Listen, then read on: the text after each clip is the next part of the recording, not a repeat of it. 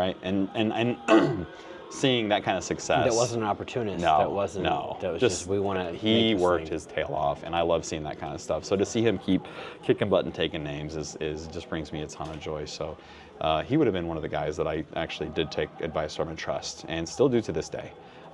So yeah, mentorship really wasn't much of a thing, especially being, that scarcity mindset of not wanting to share with other artists what we're doing, and like, oh, but that's ours. Like, we don't want to do that kind of a thing. So yeah, good question, honestly.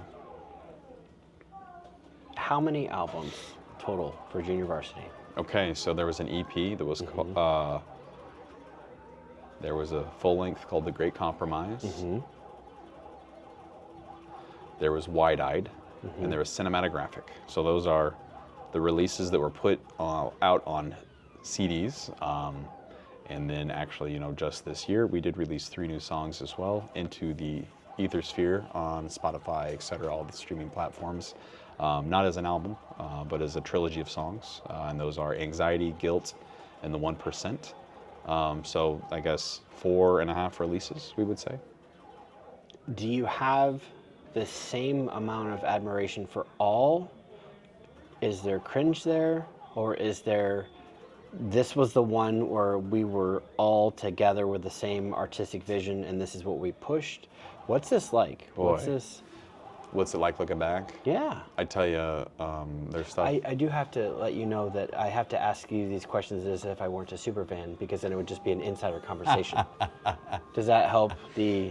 Yes. Okay. You've been very generous with your time, but I would hate for you to be like internalizing, like, this guy has no idea who am I? Excuse me. Like, you invited me here, and you're asking, but I have to have this guy. I do not want it to be inner-type baseball at all. Level setting. No, there is some cringe. The EP, I think, is 5 songs and is like 35 minutes long. So that's 6-minute songs. Those are long songs. But it was a different world. It was. And these are also, we were young. We didn't know how to produce, we didn't know that you didn't need to, play the bridge 6 times, or I'm sorry, the verse 6 times. Tell it to fish. All the different. Sorry, you're right. Too forward? No, you're right.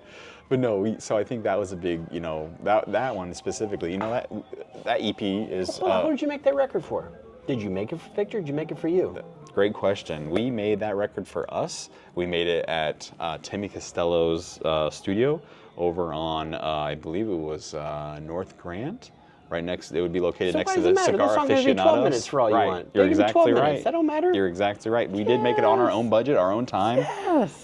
You're exactly right. So if you want to edit, if you want to radio edit, just give them the CD. Just you cut it down the yourself. Best parts. You pick cut it down yourself. Send it back to me. It's called a mix, right? That's the cringe right there. It was the length of those albums, of that album specifically, was like something that was kind of like eye-opening, I think, to me in retrospect, because as we moved on, we were like, the 2.5 to 3 to 4 minutes makes sense for us as well, unless the song calls for it. If we're doing, go ahead. No, I'm still listening. I'm just checking. So that's incredible. If it that eye-opening realization that not all songs needed to have X amount of this, X amount of that. You don't have to follow any just do it all. Construction type. You decide what you want to do, and us going on to make 2-minute and 20-second songs, and going on to make weird little bops, Can I ask, with the 2-minute and 20-second songs? Yeah.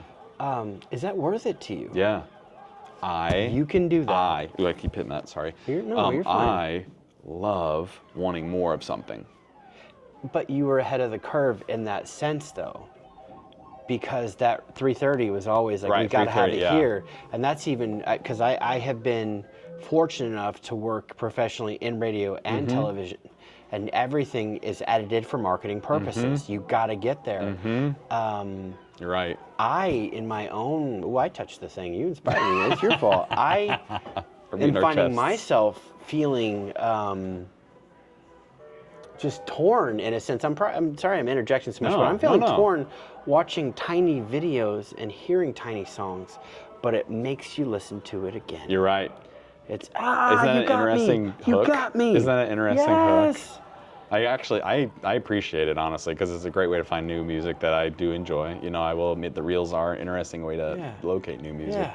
But honestly, I always... always 220. Always with the 220. But it wasn't necessarily always, but there was a couple that were... I remember that point of our band where I was like, maybe we got to cut these songs down a little bit, and make them quicker, make people want more. You cut 10 minutes out of it. You said 12. How long? So it was literally...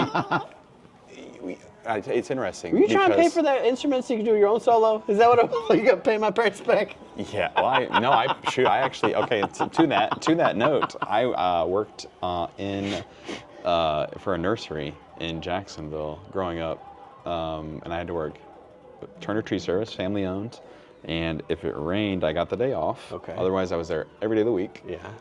And that was to pay for my saxophone, Good for actually. you. So I had Good the for joy you. of, my dad didn't believe that I would play, right? And I wanted to do it, and maybe it was either out of spite that I wanted to prove him wrong, or how about I wanted to play. I don't know, maybe it was a mix of the two. Well, that question was asked out of spite because you know that there are some people in this ecosphere like, those kids had everything. Right. Look at their Right. equipment. Oh. It's so, you used the word boutique earlier, so I had to put a pin in that and say, we're going to justify the fact that they had boutique, but also it was self-made and self-done. 100%. But they don't see that, right? Yeah. All they see is, these kids from Jacksonville get signed to Victory. Oh. I can't believe this happened forever. Yeah. They were picked by this person and picked by they're yeah, the super we were group Nepo and blah babies, blah blah. basically. Yeah, So I'm trying to. Am I wrong? No, you're all right. I have to poke holes in it. No, you're good. Thank you for doing that. It's So, that makes me think of, even just anecdotally, it makes me think of when our van broke down in one of the numerous places it did, and we had to buy another one, that the Wilder family needed a new roof, and we didn't have money. So they needed the roof demoed to be pulled. So that's how we got $1,000. We spent 2 days on the roof, getting the roofs ready and all the things for the Wilder family to get a little bit of cash to put it down on another used van. So that was, there was a lot of trials and tribulations when it comes manual to labor. Yes, during the height of the summer on the roof, and You I'm scared don't of have a heights. choice. I'm a wuss. I'll be honest with you. I was terrified being up there. Yeah. But we did what we had to do to get it done. And like I said, I got my saxophone by watering trees for my family. And I was paid a high wage of $5.50 an hour, and that was when minimum wage was $5.25. So I thought that I was doing something special at that point as well. Absolutely. So I forget how we got here. No, so we talked about a little bit of Cringe. Cringe, yeah, okay, so Cringe. Go ahead, yes. Yeah, so honestly though, looking back, there's so much that I am so proud of. Like specifically the song The Sky is something that I am beyond proud of us releasing. The song is extremely relevant still to this day. When you analyze the lyrics, when you analyze any of the content of the, even the musicianship, the guitar riffing at the end, it's just a badass song that I love. It talks about war, it talks about minimum wage, it talks about the police. I would even posit that the Junior Varsity was maybe one of the first ACAB emo groups, and it was an experience that was even more special because we had a great music video for The Sky. It was by a company out in LA that did all of the production work for Robot Chicken. Oh, that's awesome. So I actually emailed Seth Green's. I need you to hold on for a second. Yeah, no problem. See, you don't need it, and you can't run to the car, right? See, now, everybody got jokes. Everybody got a plan to get punched in the mouth, and then, I got the OCD. There it is. And then, There it is. So. There it is. Hold on. No, you're good, brother. Oh, tell me about the Robot Chicken. So I emailed Seth Green's management company and said, I was just, as we said, we would just look up what other people were doing. I had no idea how to do this, so I thought, we have money for Victory. I love Robot Chicken. The stop motion animation is something that just always brought me a ton of joy. Growing up, I loved Jason and the Argonauts. I loved the Christmas claymation stuff, all the, those cool characters. And having the opportunity to reach out to collaborate with artists that you already admire was really something cool. And reached out to Seth Green, and his management company responded and said, hey, we send them an audio tape of the vocals. Here's the company's name, Screen Novelties out of LA. Awesome. Email them, set up a meeting. We're out there on tour, swing by and kind of have some production ideas. Don't end up using any of them that we meet with them and talk about because they looked really dumb. They did some B-roll stuff for us. Love that they were so inclusive on us and in the vision. And they were originally going to like project our faces onto these little wooden dolls and like do the stop motion with us, and it just didn't test well. But they pivoted and went in to make a really cool, weird little eclectic puppet. He's got an interesting shape. He's an older man, and the concept is this house falling from the sky, and his reflections, maybe some personal growth, while the lyrics kind of dance around what's going on. And visually, I just had so much joy taken from seeing our art, our music put together with a visual representation of a show that I just loved a ton growing up. So Robot Chicken being so special to me, and that claymation and all that just all coming together was really cool to me. So that is one thing that I know I will hope that YouTube always carries and I can always see as well, because it's interesting. We had a YouTube channel forever ago, whenever everything first came out, and I can't get access to it. It has probably 500,000 plays. Wow. There's got to be a person you can call. Somewhere at YouTube, you'd think. Haven't had any luck yet. I started a whole new channel just because of the new music this year, and would love to have access, but I hope that those videos always remain on there. Yeah. You know what I mean? But really, lucky to have been able to walk into our own mall at the Journeys, see it on video. Seeing it in different record stores across the country, and seeing it on what was not MTV3, MTVU, the university MTV it was on. And just like having that opportunity when music videos were still very on the forefront of being played at music stores, and seeing those things was, we were lucky to be a part of that culture, I'll say. So really, touch of Cringe, a lot of stuff I'm still proud of, and I'm still proud of what we're making now.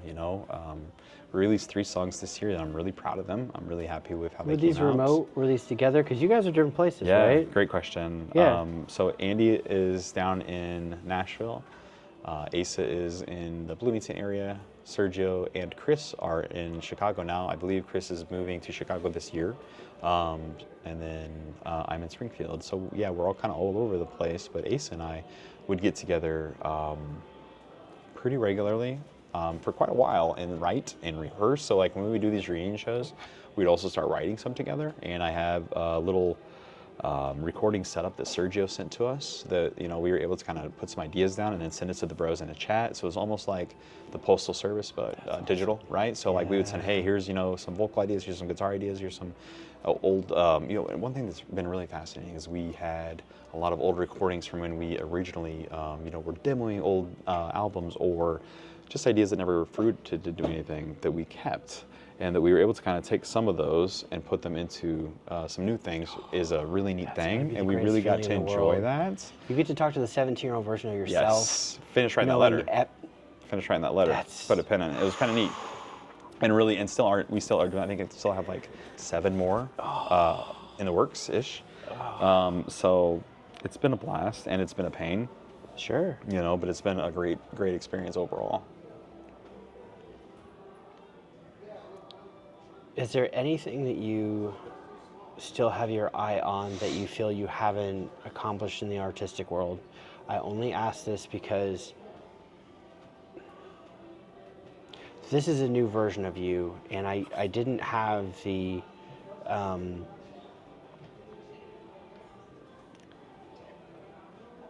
our paths never crossed, and I would not make them cross because I think that's very rude, that's very opportunistic. So I did not know the version of you, but from what you're telling me, much like all of us, we're just growing up and trying to figure out what we're supposed to do and be the best versions of ourselves. Right. But I feel that you've accomplished a lot in this journey of this completely different turn of just being this outspoken activist. I think you've done a lot of great work. Do you still think that there is all of your goals artistically here, or do you think you're enjoying it more over here? Because it's like a blend, right? Yeah. So that's a really great question. I get a ton of joy by threading the two. Yeah. I think I am allowed to do and enjoy playing, at Taste of Randolph this summer. I'm lucky to be able to be going on tour with Park this winter, and I'm lucky to be able to go advocate for lower rates of gas rates from Ameren, and I'm lucky to be able to go help, fight a coal company in Hillsboro, and these things bring me the energy and wherewithal to do that. You know, maybe the anger I have about thinking about a multi-billion-dollar coal company wanting to increase a wall height in Hillsboro that could potentially cause the entire city to be uninhabitable for 1,000 years and cost billions of dollars to clean up and never remedy. You know, that anger and having that spite, you know, of those CO2 pipelines that are 1,500 miles coming here, maybe sometimes they play off of each other. Maybe the music doesn't represent I'm talking about a CO2 pipeline, but you know, those songs are called Guilt and Anxiety and the 1%, and maybe I'm not talking about exactly every single thing we're talking about, but they all influence one another in deep, deep ways. You know, a lot of our music has always not just been traditional indie, Midwestern emo rock. We have always had some sense of untraditional lyrics in those settings. It's not just about romance, not just about longing for a lost loved one. It's going to be more so about, you know, in my opinion, some thoughts from a bird's eye view, a higher look down of the material condition. So I think those experiences that I take part in influence the art, and then it allows me to have the energy when I am hey, you know, for instance, taking off a long weekend in November and playing, you know, those 3 concerts fills my cup in a big way, and I'm lucky to be able to do that. And then it gives me the energy to then go back into those trenches of those things that I care about for the working class, for people in poverty, for, you know, immigrants, for, you know, people that are oppressed in general. So it allows me to fill my cup in a way that lets me be this creative and then also be a principled individual that, you know, wants to improve life at least a little bit. I never want to marginalize anything that you've done, and I don't want to say it's insignificant, but I do feel that you're in the strongest timeline because you have all of these perspectives. And it's not just motivated by, you know what it's motivated by because you've been through all of this world experience. Right. I almost feel, just from the outside looking in, like the bonus version of you is the rock star. But like the real work is being done other places. Yes. And you get to escape into this world. And, and I don't mean like a bad escape. You're so right. You're so right. And I don't want to take away from either world, but it's got to be extremely disheartening to keep pushing and pushing and pushing and not always getting a yes. But I'm hoping that when you walk into that venue, people want to be there. Right. So that's the pendulum that just pushes it forward, as you're saying. And I think it's that, and that, like, for instance, it helps me to have pots on the stove that are not in even the same hemisphere. Yeah. Right? Yeah. Like having, you know, I love to do a lot of different pursuits and adventures, and knowing that, okay, hey, yeah, I got bad news on the environmental lens this week, but you know what? I know Ace is coming down to practice this next week. Or, hey, I try to keep myself robustly involved.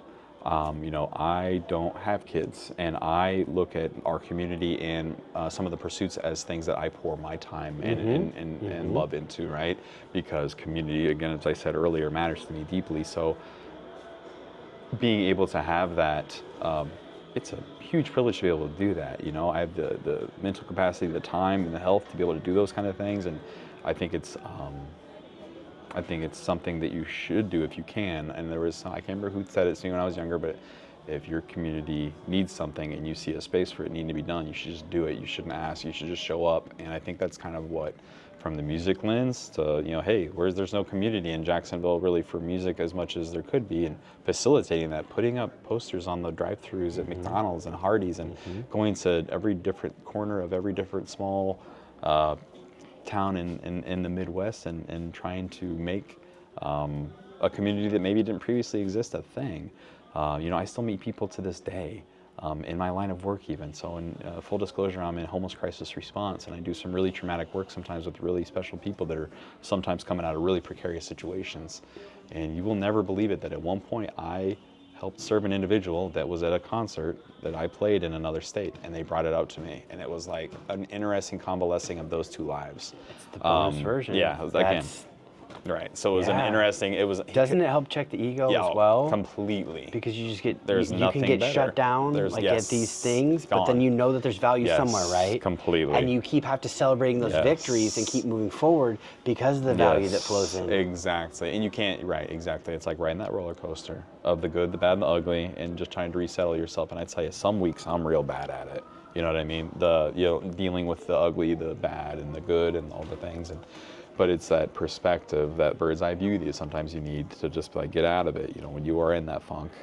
So you're exactly right. I think it's truly that the community advocacy and community and environmental work, etc., allows me to really fill my cup to do, you know, the music stuff. And I love that it's something, it's kind of a love letter here and there. Like, I love that we're playing 4 concerts this year, and we played 3 last year, and we played, you know, 2 the year prior, just here and there, just a little great hobby. I'm lucky and extremely blessed that all the dudes are still alive and healthy and able to do it as well. My gosh, you know, I think I've lost like 5 or 6 friends this year. So it's like so easy to realize how delicate life is and how lucky I am to be able to still see the people I love in New Jersey, you know, Jeff and Ramey Cullen, and see, you know, people when we go up to Chicago and see folks I've not seen in a decade and think, my God, like I love, you know, just you all survived. being here.